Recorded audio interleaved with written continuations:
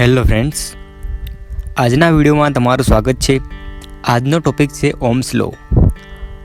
Ohms લોના નિયમો વિશે થોડું જાણીએ। ઓહ્મ્સ લોનો પહેલો નિયમ છે કે ઓહ્મ્સ લોના નિયમ અનુસાર જ્યારે કોઈ સર્કિટમાંથી પસાર થતો કરંટ એ વોલ્ટેજના સમપ્રમાણમાં હોય છે, એટલે કે I = V/R।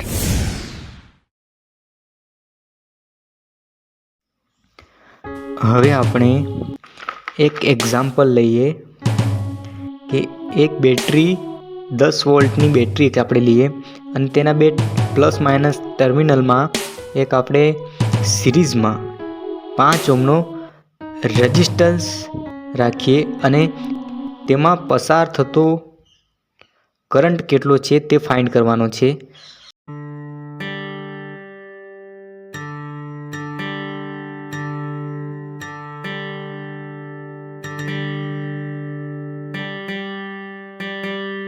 અને જ્યારે બીજો નિયમ છે કે ઓહ્મ્સ લોના નિયમ અનુસાર જ્યારે કોઈ સર્કિટમાંથી પસાર થતો કરંટ એ રેઝિસ્ટરના વ્યસ્ત પ્રમાણમાં હોય છે।